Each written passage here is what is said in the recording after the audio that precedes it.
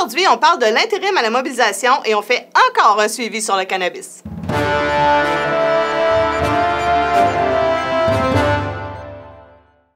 Comme vous le savez tous, depuis le départ d'Alexandre Joly à titre de président du SEMB, j'ai pris la relève comme présidente par intérim. La semaine passée, l'exécutif a décidé de nommer un intérim à la mobilisation pour me remplacer moi. Et c'est donc avec beaucoup de plaisir que je vais vous présenter ce nouvel intérim qui est Simon Desjardins. Alors voilà Simon ici. Ah, ouais. Hey, salut Katia! Salut Simon! Ça va bien? Oui, ça va bien, toi aussi? Oui, ça va bien, merci, merci. Tu veux-tu te présenter un peu pour nos gens? Oui, ben, je vais me présenter brièvement. Donc, Simon Desjardins, j'étais appui à la vie syndicale, à vrai dire, depuis 3 ans. Je suis rentré dans le monde syndical en février 2015. C'est Marc-André, l'ancien VP, qui m'a fait rentrer. Puis, ben là, les choses ont avancé, tout ça. Puis, dans le fond, 3 ans plus tard, voici où est-ce que je suis. Ça fait à peu près 2 ans qu'on travaille ensemble, tout ça. Puis, on travaille pas mal en parallèle, toi puis moi. Là. Donc, ben, écoutez, moi, je prends la vice-présidence dans le but de continuer ce que Katia a commencé. Puis ça va être, dans le fond, jusqu'aux élections. Donc, voilà. C'est exactement ça. Super. Donc, si je comprends bien, toi, tu voulais qu'on parle de la commission parlementaire sur le cannabis. Oui. Donc, peux-tu me parler brièvement comment ça s'est passé? En fait, ça a été très étrange. On a réussi à faire valoir notre point, mais peut-être qu'on pourrait regarder des extraits pour être en mesure de montrer aux gens un peu de la façon dont ça s'est passé. Donc, on va vous présenter quelques extraits. Attention, la vidéo que vous allez voir est un montage commenté du passage de Katia Lelièvre à l'Assemblée provinciale. C'est avec des intentions de transparence que nous vous invitons à aller visionner la vidéo entière, sans montage, à l'adresse que vous pouvez trouver dans la description de la vidéo sur YouTube. Bon visionnement. Nous sommes le 16 janvier en fin d'après-midi. Katia est au Parlement de Québec, accompagnée de droite à gauche par Jacques Letourneau, le président de la CSN, Sandrine Thériault, présidente du SPTP-SAQ, et Jean Dalcé du service de recherche de la CSN. Ils viennent défendre le droit des employés de la SAQ de pouvoir travailler à la toute nouvelle Société québécoise du cannabis. Et c'est Jacques qui ouvre les échanges en étalant les demandes et les craintes que nous avions face au projet de loi. On reste extrêmement préoccupé par des possibilités réelles de sous-traitance et même de privatisation. J'y reviendrai un peu plus loin, là. Mais disons qu'on a été assez renversé, pour ne pas dire choqué, par cette intention-là d'interdire aux travailleuses et aux travailleurs qui travaillent à la Société des alcools du Québec la possibilité de travailler pour la Société québécoise du cannabis.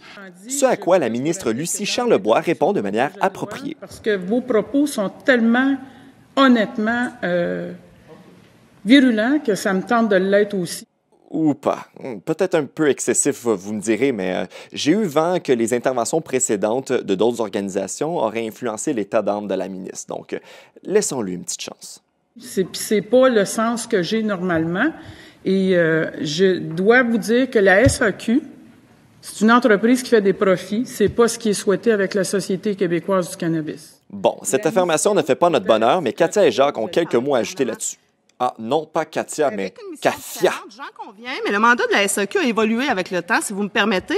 La Commission des liqueurs, à sa création en 1921, avait comme rôle de gérer et de contrôler le commerce des vins et spiritueux. On en est rendu à la SAQ a pour mandat de faire le commerce des boissons alcooliques sur le territoire québécois. Ce mandat-là a évolué parce que les parlementaires l'ont fait évoluer. Si on dit à la SAQ, vous allez faire de la prévention dans ces lieux-là, la SAQ va faire de la prévention dans ces lieux-là. La SAQ se conforme aux demandes qui lui sont faites par son principal actionnaire et son mandataire, qui est le gouvernement. À partir du moment où le gouvernement reconnaît que la Société des alcools du Québec, c'est un modèle sur lequel on peut s'appuyer pour faire de la vente et de la distribution. On pourra s'ostiner là sur la finalité de la chose, là, mais quand même, la SAQ n'est pas juste là pour faire des profits non plus. Là. On vend quand même un produit. Non, mais on vend quand même un produit qui a des conséquences majeures dans la société québécoise encore aujourd'hui. Là. La mission, qui est à l'article 3, vous allez voir à 16.1, c'est d'assurer la vente du cannabis dans une perspective de protection de la santé afin d'intégrer les consommateurs au marché licite du cannabis et de les y maintenir sans favoriser la consommation de cannabis. Or, oui, on va se servir de l'expertise de la SAC. C'est pour ça que c'est une succursale de la SAQ, la Société québécoise du cannabis.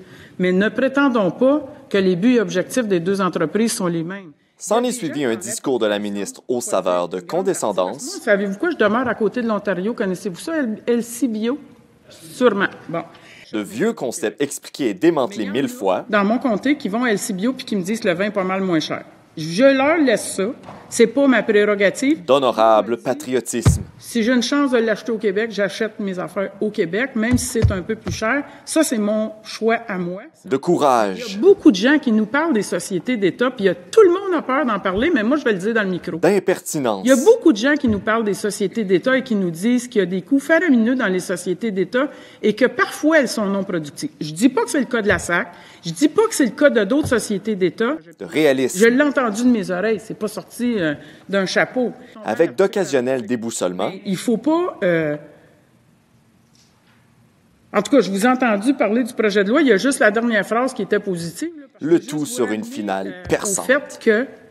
Puis, tu sais, peut-être que si on travaillait ensemble, au lieu de d'être vindicatif d'un sens comme dans l'autre, je pense que ce serait plus profitable dans l'intérêt des Québécois.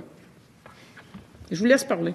Parce que moi, je parle, mais je vous laisse parler. Bon, ben oui. Katia veut ajouter, mais écoutez, j'ai déjà vu des commissions parlementaires où on était en opposition pas mal plus carrée que là-dessus. Je rappelle que sur le fond, nous, on considère qu'effectivement, l'approche qui s'inspire de la Société des alcools du Québec est la bonne.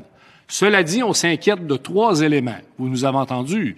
La question de l'expertise, d'ailleurs, vous parlez de l'Ontario. En Ontario, les pare-feux sont pas aussi forts que dans votre projet de loi. Hein? Pas impossible pour quelqu'un de la LCBO d'aller postuler sur un emploi de la société d'État qui va avoir le mandat de la distribution. Ben, c'est ce que vous nous dites. Tu peux pas travailler à SAQ, tu peux pas travailler à la Société québécoise du cannabis. Oh, ça grouille dans la salle. Non, mais on peut juste se rappeler que 70% des emplois à la SAQ, c'est des employés qui travaillent entre 10 heures et 15 heures par semaine. Fait que, on dit juste que cette disposition-là, elle n'est pas juste un irritant. C'est comme si on disait à une infirmière, tu peux pas aller enseigner au cégep en technique infirmière. Pardon? Disposition dans le projet de loi. Ben, c'est l'article, Oui, c'est l'article 5, oui. Qui interdit à un employé de la SAC... Une personne ne peut être à la fois membre du personnel de la SAC et celui de la filiale. Bon, voilà maintenant plus de 15 minutes qu'on échange sur le fait que la règle qui empêche les employés de la SAQ de travailler à la SQC n'a pas de bon sens. Et... On l'a-tu mal lu? Peut-être que vous allez nous rassurer. Non, Jacques, c'est très clair dans le document. 23-19. On m'avise à l'instant que le rédacteur du projet de loi n'aurait pas passé le projet final dans Antidote, ce qui aurait pu engendrer un problème de compréhension à cet article.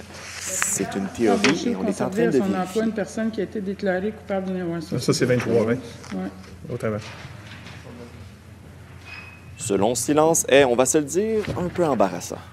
Bien, il va falloir clarifier ça parce que les personnes vont pouvoir postuler, ça ne sera pas un automatisme. C'est plus ça, l'histoire, là. Postuler sur un emploi, là, c'est postuler, puis ils n'auront pas plus de chances parce qu'ils sont à la SAC de travailler à la SQC, puis ils vont devoir avoir la formation. C'est ça, l'idée. Ah, tiens, c'est étrange. Il me semble que la ministre est passée à Tout le monde en parle il y a une couple de semaines.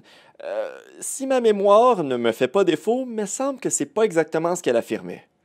Mais qu'est-ce qu'on veut? Que les gens restent sur un marché illicite ou bien si on veut les ramener vers un marché légal qui sera géré par la société d'État? Soit dit en passant, les travailleurs qui seront là ne seront pas les mêmes qu'à la SAC et les buts et objectifs de l'entreprise ne sont pas les mêmes qu'à la SAQ. Ah ben, ma mémoire est bonne. Écoutez, il y aura une panoplie de concentration, mais ce que je veux vous dire, c'est que les gens qui vont travailler à l'intérieur de la Société québécoise du cannabis auront eu une formation préalable. Ça ne sera pas les mêmes qui travaillent à la SAC. Ah, puis 2 fois même. Ah, étrange, ça. Mais bon, merci à Katia et la CSN. Le projet de loi va être rectifié. Terminons sur ce passage qui pourrait s'avérer fort intéressant pour les négociations en cours. On trouve un peu incohérent le fait qu'on dise la SAQ est là pour faire du profit. Est-ce que c'est-à-dire, moi, quand je vais chez Couche-Tard, par exemple, on me propose un Loto 649 puis on me demande si j'ai la carte CA. Alors, est-ce que ces gens-là vont aussi être exclus parce qu'eux autres aussi sont là pour une compagnie qui font du profit? Est-ce que c'est la même chose au IGA? La question me demande si j'ai une Hermès. Excusez, Monsieur le Président, là. On ne comparera pas des entreprises privées avec des sociétés d'État. La SAQ, c'est une société d'État qui est là pour faire des profits, pour ramener au fonds consolidé, alors que la société québécoise. Alors, ne mélangeons pas les tomates et les oranges. Oui, ça, c'est exact. Est-ce que vous pouvez, Madame la ministre, s'il vous plaît, aller dire ça au comité de négo patronal? On ne croit pas qu'ils ont compris ce principe. Je vous remercie. Ah, bien intéressant tout ça. Mais la SAQ, je ne l'ai pas vu dans la vidéo. Est-ce qu'ils sont venus pour défendre? Ben en fait, on avait dit qu'on voulait que le président vienne défendre ses employés à la commission parlementaire, mais en fait à la consultation particulière. Mais la SAQ ne s'est pas présentée. En fait, il y a eu un changement à l'ordre du jour. On s'en est rendu compte le vendredi avant. Et la SAQ s'est désistée de venir parler aux parlementaires, aux députés, qui, eux aussi, avaient plusieurs questions à poser. Parce que, oui, la SAQ, Alain Brunet, travaille avec le Parti libéral pour mettre sur pied la SQC, mais les autres partis n'ont pas pu poser leurs questions. Donc, c'est vraiment dommage. On aurait aimé ça voir de quelle façon le président expliquait ou nous défendait, mais bon, ça n'aura pas été possible. Ils se sont désistés. Bon, des fois, il y a des actes qui en disent plus long que certaines paroles.